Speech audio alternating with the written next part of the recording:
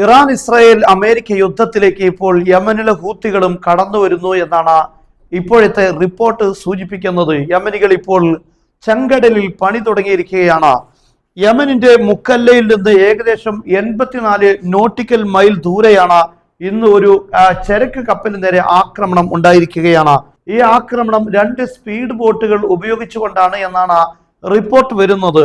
എവിടെ മുക്കല്ലയിൽ നിന്നും ഇങ്ങനെ ഒരു സ്പീഡ് ബോട്ട് ഉപയോഗിച്ച് ആക്രമണം നടത്തുക എന്ന് പറയുമ്പോൾ അത് യമനിലെ ഹൂത്തികളിൽ നിന്നാണ് എന്ന കാര്യത്തിൽ സംശയങ്ങളൊന്നുമില്ല.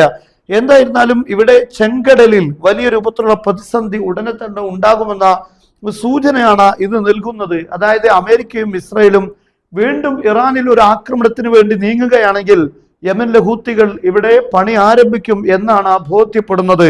അതേസമയം ഇന്ന് മറ്റൊരു പ്രധാനപ്പെട്ട ഒരു പ്രസ്താവന ഇസ്രായേലിന്റെ ഭാഗത്ത് ഉണ്ടായിരുന്നത്, നമുക്കറിയാം സോമാലി ലാൻഡ് എന്നറിയപ്പെടുന്ന ഈ ഭാഗത്ത് ഇസ്രായേൽ ആധിപത്യം സൃഷ്ടിക്കാനുള്ള ശ്രമം തുടങ്ങിയിട്ട് കുറച്ചു കാലങ്ങളായി.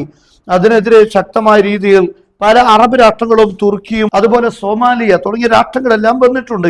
സോമാലിയയിൽ നിന്ന് സ്വാതന്ത്ര്യം ആവശ്യപ്പെടുന്ന ഒരു പ്രത്യേകമായ ഒരു ഭാഗം, ഇവിടെയുള്ള ജനവിഭാഗം, ഇവിടെയാണ് സോമാലിയ ലാൻഡ് എന്നറിയപ്പെടുന്നത്.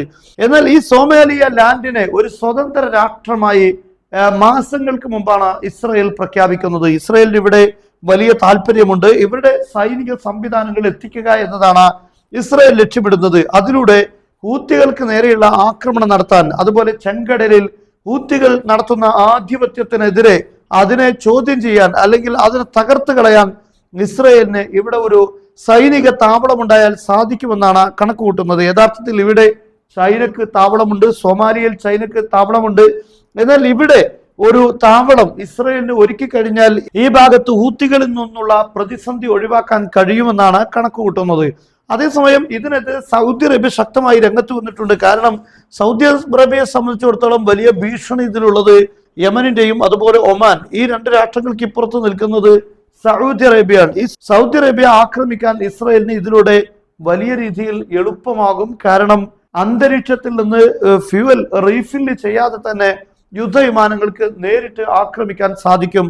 അതുകൊണ്ട് ഇതൊരു പ്രധാനപ്പെട്ട വെല്ലുവിളിയായി സൗദി അറേബ്യ അടക്കമുള്ള ചില രാഷ്ട്രങ്ങൾ അതിനെ കാണുമ്പോൾ സോമാലി ലാൻഡ് ഇസ്രായേലിനുള്ള ഒരു താവളം ഒരുക്കി കൊടുക്കാനുള്ള നീക്കം നടത്തുന്നു. എന്തായിരുന്നാലും ഇപ്പോൾ ഒരു കാര്യം ഇവിടെ സംഭവിച്ചിരിക്കുകയാണ്. യമനിലെ ഹൂത്തികൾ ഇപ്പോൾ ഇസ്രായേലും അമേരിക്കയും ചേർന്ന് ഇറാന് ആക്രമണം നടത്തിയ ഈ ഒരു യുദ്ധം ആരംഭിച്ചതിനു ശേഷം ചെങ്കടലിൽ ഹൂത്തികളുടെ ഭാഗത്ത് നിന്ന് ആദ്യമായിട്ടാണ് ഒരു കപ്പലിന് നേരെ ഇപ്പോൾ ആക്രമണം ഉണ്ടാകുന്നത്.